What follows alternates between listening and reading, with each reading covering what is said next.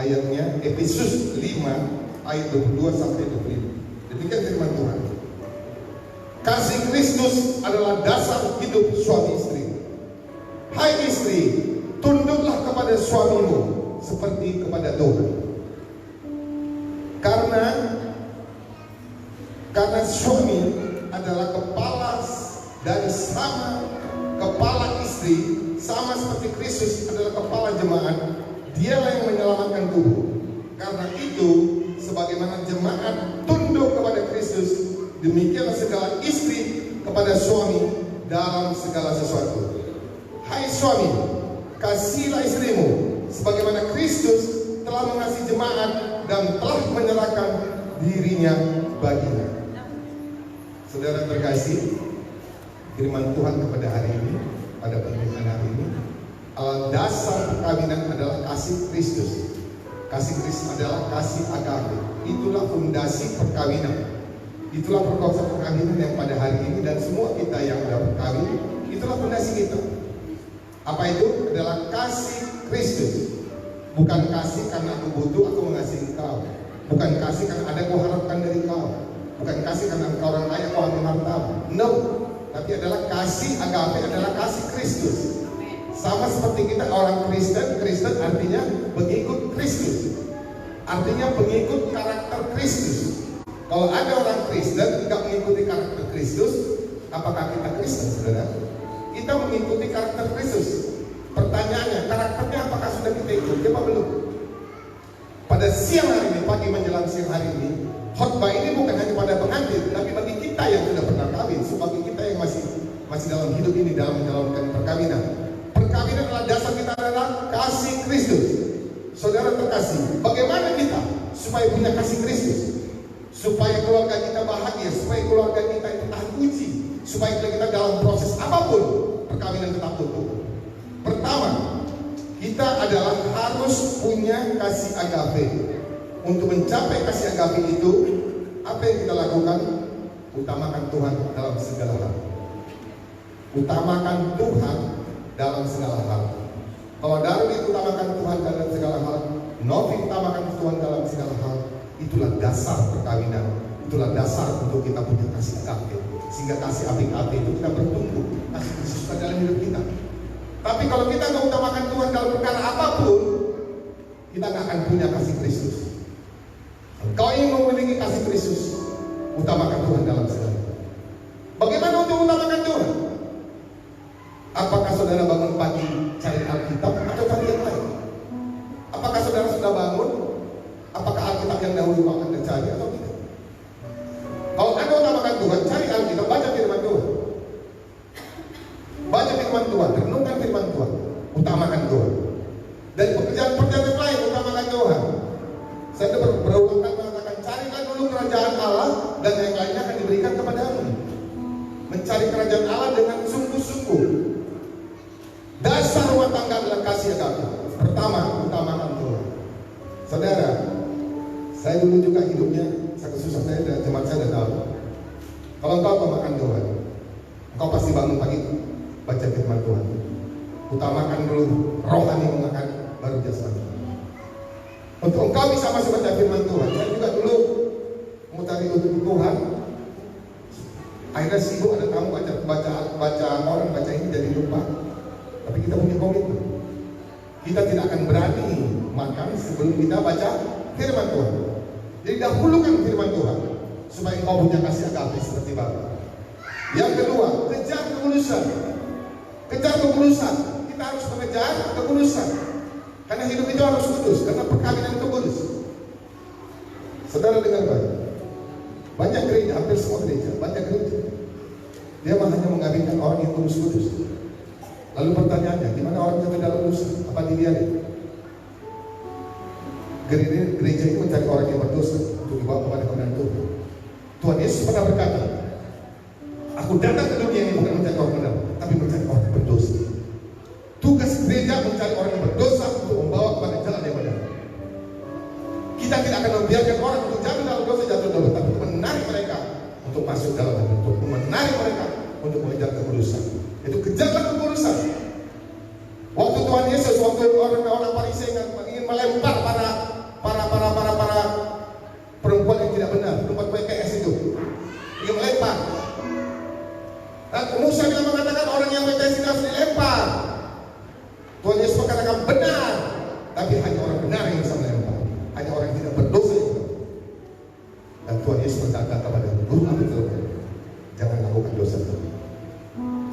jangan aja mengajak orang yang begitu.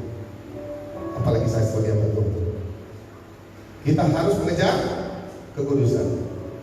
Poin ketiga adalah kita harus bisa menguasai diri kita.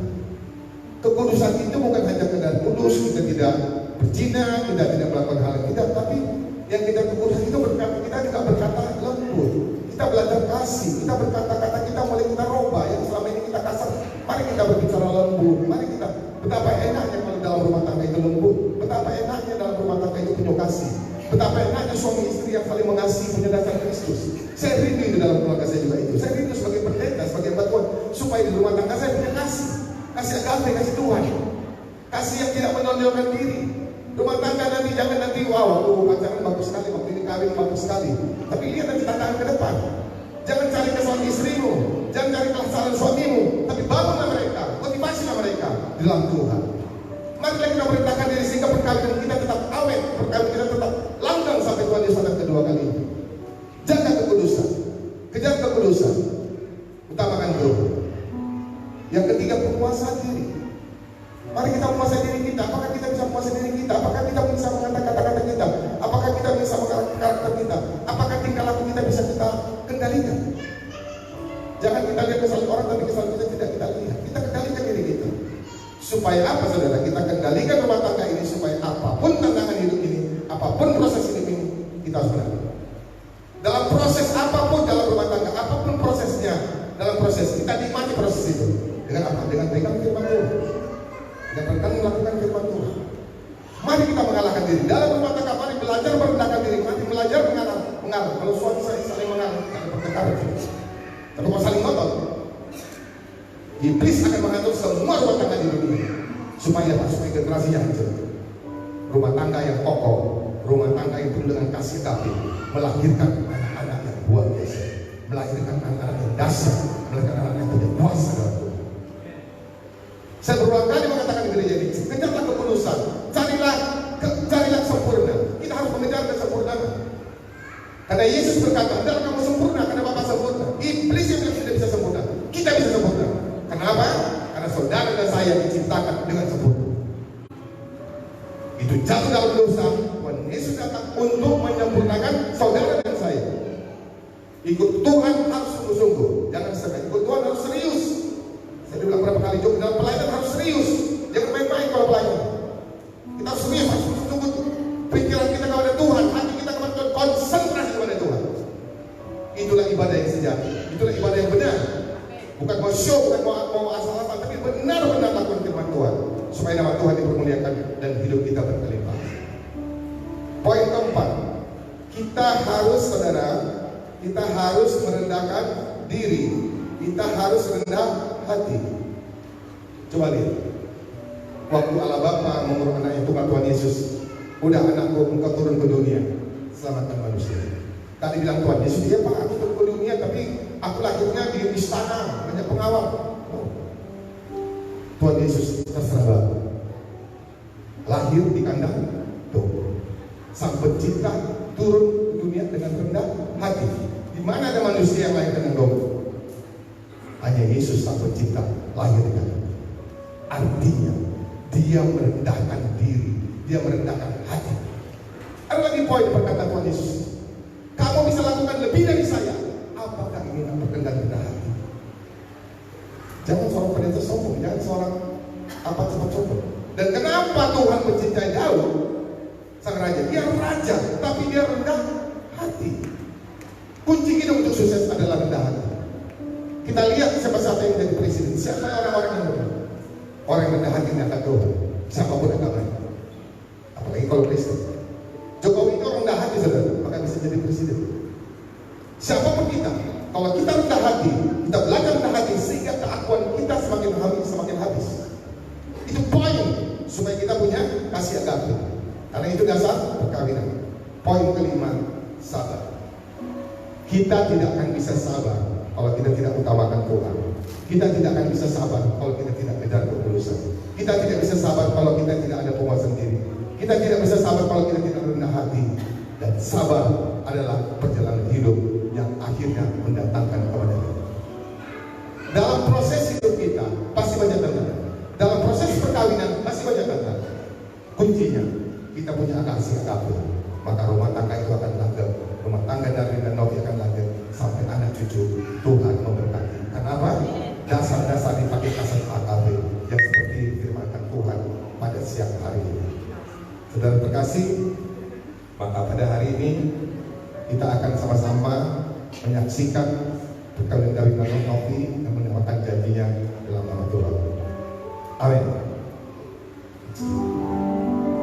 Bagi Tuhan tak ada yang mustahil. Bagi Tuhan tak ada yang tak mungkin. Mujizatnya disediakan bagiku. Ku diangkat dan diberikan. Bagi Tuhan tak ada yang mustahil. Bagi Tuhan tak ada yang tak mungkin. Mujizatnya disediakan bagiku. Ku diangkat dan diberikannya.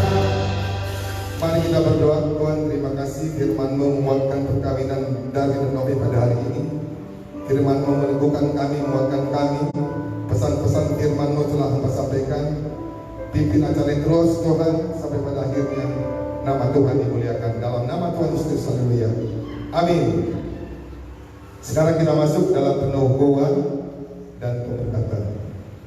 Pengantin dijemput untuk